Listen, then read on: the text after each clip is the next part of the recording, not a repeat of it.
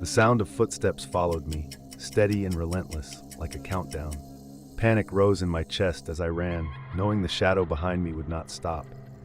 A voice whispered near my ear, cold and final, telling me I had nowhere left to go. The scythe gleamed, swinging toward me, when a sudden light cut through the darkness. The strike was blocked, frozen midair by someone I had never seen before. He stood tall, muscles taut, eyes burning with strange fire. I gasped, unable to believe I was still alive. His dark cloak billowed as smoke swirled, and the masked figure ahead lowered its grin. For the first time, death itself seemed uncertain. My name is Aaron, and I never thought an ordinary walk through a quiet town could turn into the night I stopped sleeping. The street was almost empty, the stores closed, and the lamps above gave more shadow than light. I wanted fresh air, not the kind of memory that would carve itself into me forever. I felt a prickle down my spine before I saw him. A tall figure, pale as wax, stood at the corner. His face was blank, only black hollows where eyes should be. Every step he took made the air colder. I tried to keep walking, convincing myself I was imagining it. Yet the sound of dragging feet grew closer, scraping against the pavement. My pulse hammered in my ears, each beat louder than my breath. I pulled my jacket tighter, quickening my steps. The figure followed. His presence pressed on me like ice filling my lungs. He raised a hand and the streetlight above hissed, bursting into darkness. My vision blurred, but I ran, heart clawing against my ribs. Behind me, his shadow stretched impossibly long, like it wanted to wrap itself around my body. I turned down an alley, hoping to lose him, but the path twisted like it belonged to another world. Walls bent, ground cracked, the air heavy with dust. My sneakers skidded, and suddenly the town behind me was gone. In its place stood an old graveyard covered in mist. Tombstones leaned like broken teeth. Crosses rusted. A marble angel with no face towered over me. My throat tightened. The figure was no longer behind me. He was already inside the graveyard, moving with weightless steps, gliding rather than walking. His eyeless stare fixed on me. I stumbled between graves, calling out for help, though I knew no one would answer. My breath came in sharp bursts, turning white in the air. The figure's arms stretched longer than human, reaching through the fog. Every step I took, he closed the distance, silent, relentless. I tripped on roots breaking through the soil, crashing to my knees. Cold dirt clung to my hands. He loomed above me, head tilting unnaturally, eyes bleeding black tears that dripped into the ground. I pressed myself back against a cracked stone, shaking so hard my teeth knocked together. Then, a sound cut through the graveyard, a steady rhythm of boots on stone. A man stepped from the fog, tall, broad-shouldered, eyes glowing faint white. A long black cloak whipped behind him, though the air was still. In his hand was a silver blade that shimmered in the gloom. He positioned himself between me and the ghostly figure, the edge of his sword catching faint red light from nowhere. His presence felt both human and not, like he belonged to the same haunted world, yet carried a strength untouched by decay. The monster hissed, retreating a step. The man spoke no words. He raised his sword, the air vibrating as if the world itself recognized him. The faceless shadow lunged, arms twisting like tendrils, reaching past him toward me. He met the attack head-on, blade slashing through the mist. Sparks of pale fire lit the gravestones. I crawled backward, heart racing, unable to breathe. The clash shook the ground beneath me, tombstones rattling as though remembering their dead. Each movement was too fast to follow, but I felt it. The war was not mine, yet I was trapped inside it, chosen without reason. The autumn air in Pennsylvania had a sharp edge that night, colder than it should have been for early October. I pulled my jacket tighter as I crossed the narrow street toward the row of abandoned houses everyone at school whispered about. They called it a shortcut, but it never felt like one to me. Each broken window, each sagging porch carried a silence that made my skin prickle. Still, I told myself I could handle it, even though my stomach knotted the moment I stepped onto the cracked sidewalk. The streetlights behind me gave way to darkness almost instantly. Only the moon lit the uneven path, catching bits of shattered glass and scraps of rusted tin. My sneakers pressed against the ground in uneven steps, each one louder than I wanted it to be. I adjusted my glasses with one hand and tightened my grip on my bag with the other. It felt ridiculous to be so tense, but the silence pressed down until I swore I could hear my own pulse beating in my ears. Something shifted in the shadows. It wasn't the shuffle of leaves or the scrape of a rat across brick. This sound was heavier, slower, deliberate. My eyes locked on the far corner near a collapsed fence. A figure stood there, too still, too tall for anyone human. The longer I stared, the more I saw the outline of something wrong with its shape. The head tilted at an unnatural angle, and even though I could not see a face, I felt the weight of its gaze settling into me like cold iron. My throat went dry, but I forced my steps forward. Every part of me wanted to run, yet my body betrayed me with slow movements. The figure didn't follow, not at first. It only shifted, its edges shimmering like smoke caught in the wind. By the time I reached the corner, it was gone, though the air still carried a damp chill that clung to my skin. I knew better than to believe it had vanished completely. That's when I felt a hand on my arm. I jerked back, nearly losing my footing, but it wasn't the figure. A man stepped out from the shadow of a boarded doorway. He looked no older than his 20s, dressed in worn clothes that seemed too clean for someone wandering this part of town. His eyes met mine, steady, calm, though there was something unsettled in them, as if he had seen the figure too. He didn't speak, but his grip steadied me before letting go. I wanted to ask him who he was, yet the words stayed trapped in my throat. We walked in silence, though not together, more like two strangers pacing the same uneasy ground. I couldn't shake the thought that he wasn't supposed to be there, not in this time. Something about the way he carried himself felt old, out of place, like he had stepped through another year and landed here by accident. He stopped at the corner and glanced back at me, his expression a warning without words. Then he vanished, swallowed by the same shadow where the figure had been. My legs trembled as I kept going, but I wasn't alone for long. Two classmates, Daniel and Ruth, appeared from the opposite end of the block. Their faces showed the same tightness I felt inside, as if they too had brushed against something they couldn't explain. Daniel muttered under his breath, eyes darting across rooftops. Ruth wouldn't even look at the houses, keeping her gaze locked on the cracked pavement. Their presence should have been comforting, but instead it confirmed what I already feared. I wasn't imagining this. The three of us made our way down the street together, though the silence between us was heavy. At the halfway point, the figure returned. It emerged from the side of a leaning house, bending low as if it had been waiting in the doorway. This time its face was visible, or at least the hollow where a face should have been. Darkness pressed outward, stretching toward us like fingers. My chest seized and I stumbled, ready to collapse. Then I felt the rush of wind again. The stranger reappeared, standing between us and the shadow, his presence steady like an anchor in storm water.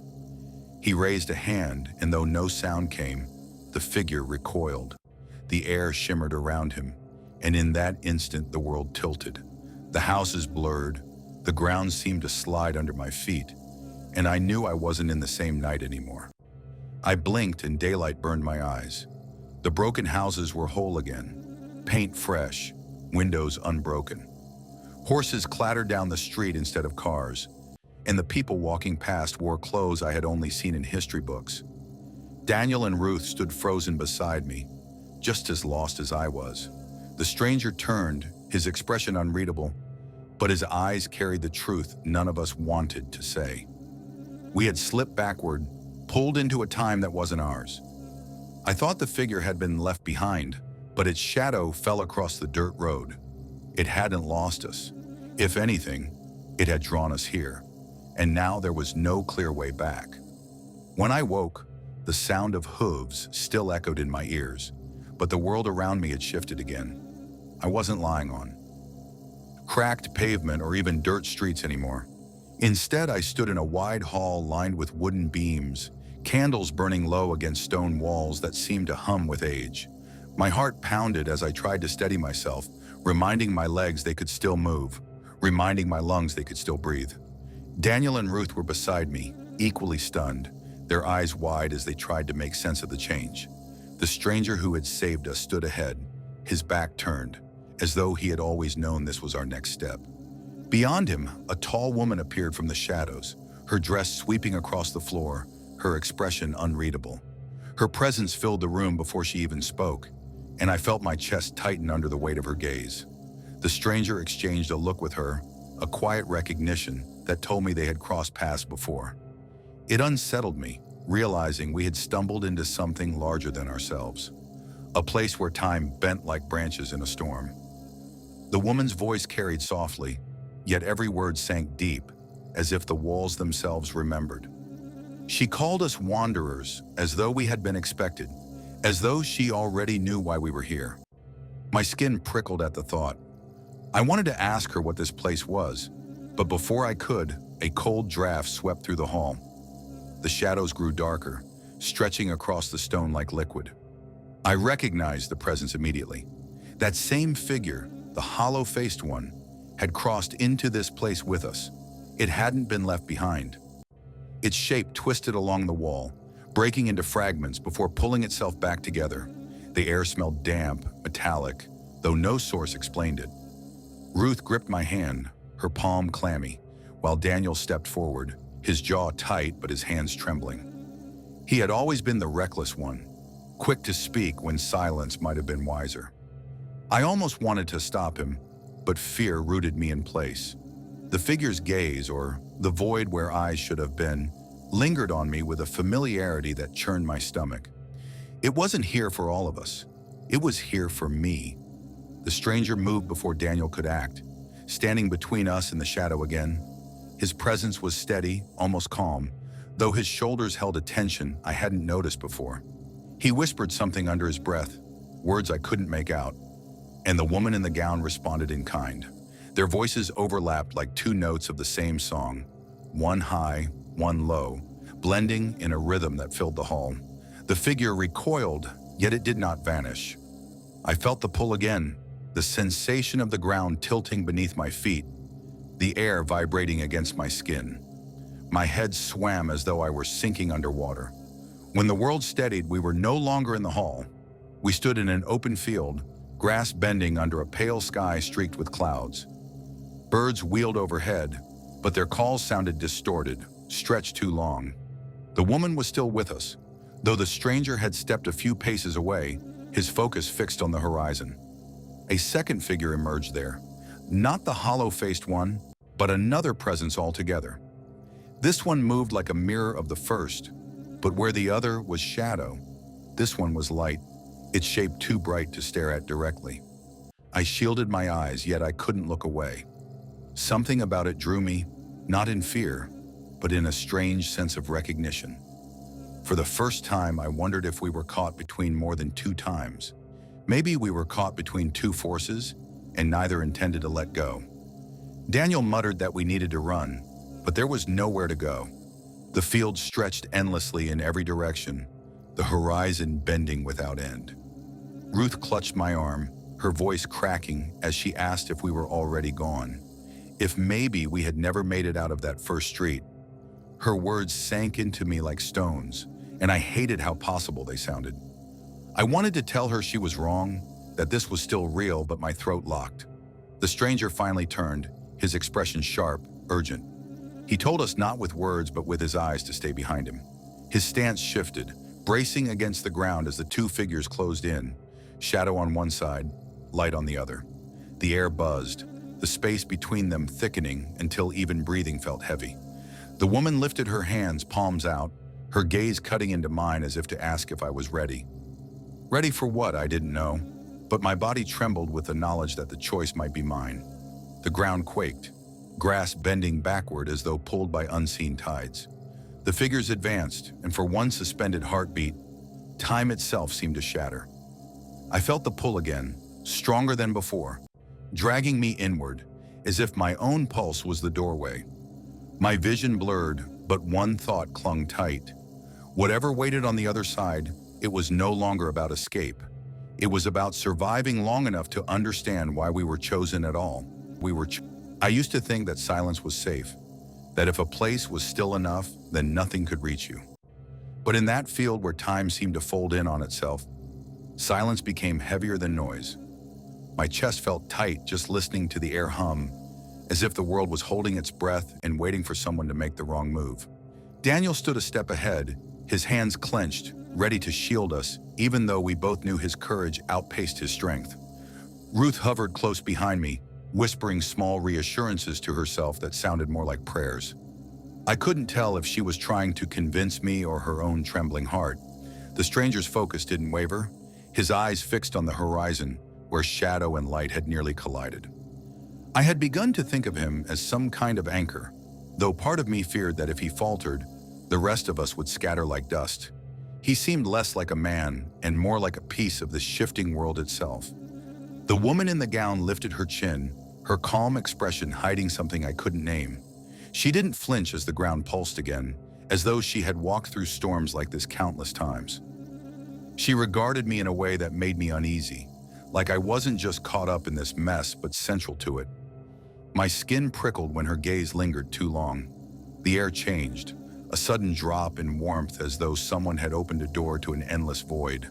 The shadow form twisted closer, stretching itself taller, wider, until it loomed like a broken tower. My instinct screamed to run, but the field stretched on without end. No path, no escape, just the flat horizon that bent like glass. My pulse thudded in my ears, louder than the voices of those around me.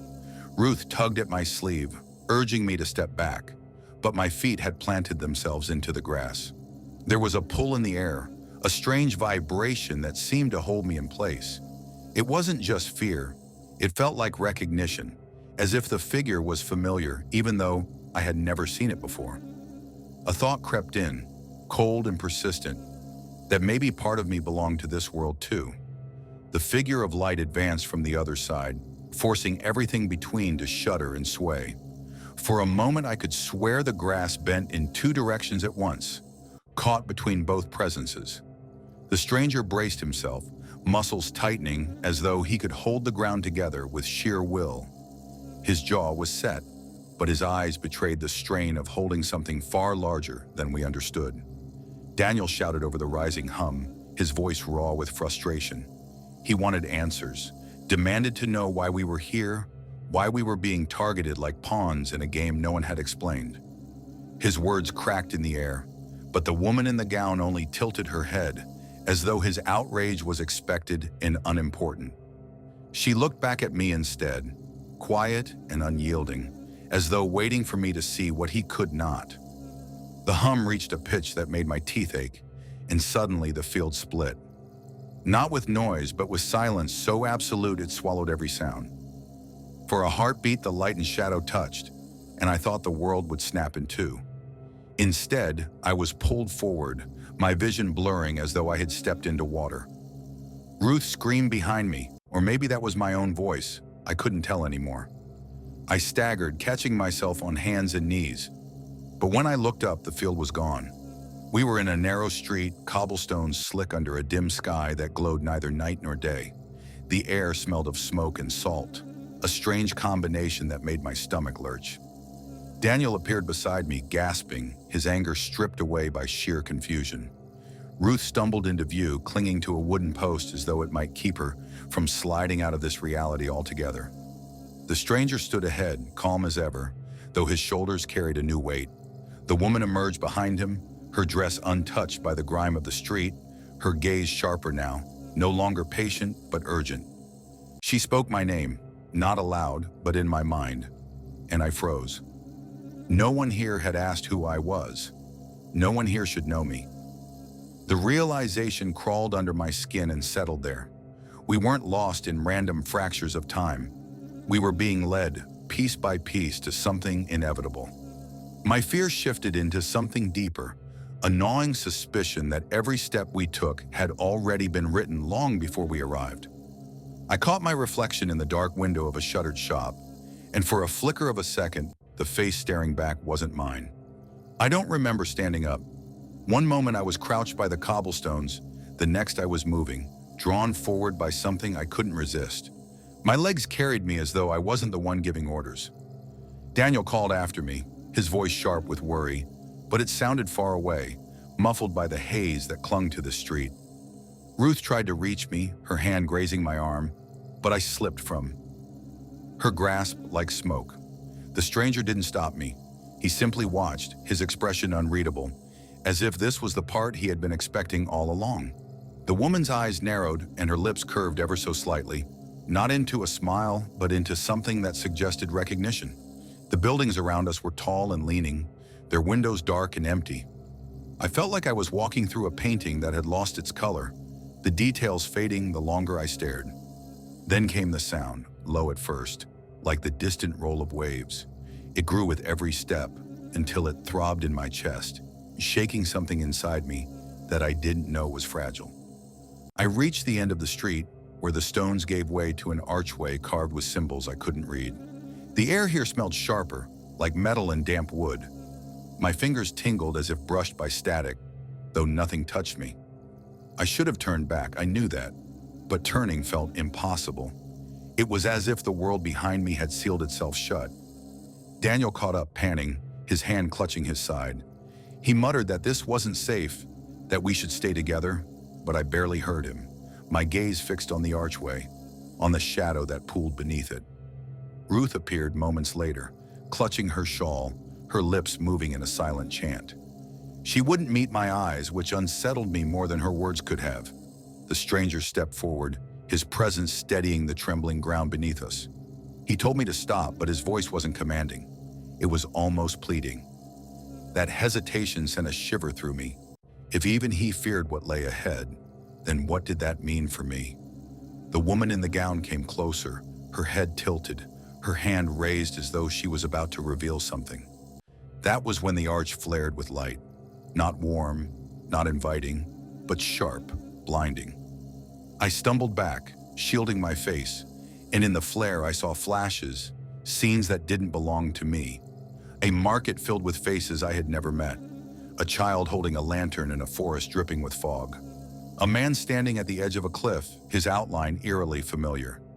Each vision stabbed into me like fragments of memory that weren't mine to hold. When the light dimmed, I was on my knees, gasping for air. My body felt drained, hollowed out, as if part of me had been taken. Daniel crouched beside me, gripping my shoulder. He kept asking what I saw, but my mouth refused to form words. Ruth stood back, her face pale, and in her eyes I recognized fear. Not of the place, but of me. The stranger and the woman stood together now, no longer opposite forces but aligned, their gazes fixed on me. It was then I realized the truth that had been circling in fragments since this began. I wasn't a bystander swept up in their battle. I was the thread binding them. Something in me had called them here. I staggered to my feet, anger and confusion twisting together. I demanded to know why, demanded to know what they wanted from me. The woman's expression softened, but she didn't answer.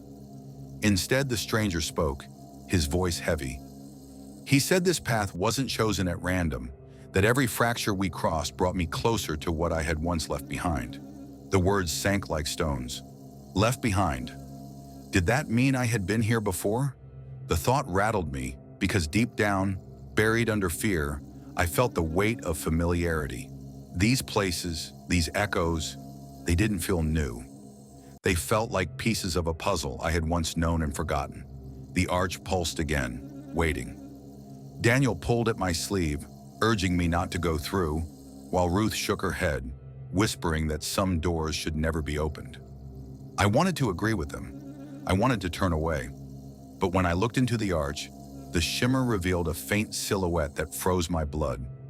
It was me, or at least someone with my face standing on the other side. The others gasped, but the sound faded under the weight of that image. My reflection lifted its hand, mirroring me, though the movement was slightly delayed, as if time itself had hiccuped. For the first time, I felt the pull not as fear, but as inevitability. My choices were no longer mine alone. I closed my eyes, forcing air into my lungs, and realized with sharp clarity that whether I stepped through or not, something was already waiting for me. I thought the arch would swallow me whole, but instead it stretched like a veil, soft and endless, pulling me into a space that didn't feel like air or earth. My skin tingled as though it was being rewritten, and when I opened my eyes, I was no longer in the street I had known. The ground beneath me shimmered like glass, reflecting shadows that didn't belong to my body. Daniel and Ruth appeared seconds later, stumbling as if they had been thrown rather than guided through. Behind them came another figure I hadn't noticed before, a tall man with sandy hair and eyes that darted around like he was memorizing every crack of this strange place. He looked younger than the others, but carried himself as though he had been waiting here his whole life.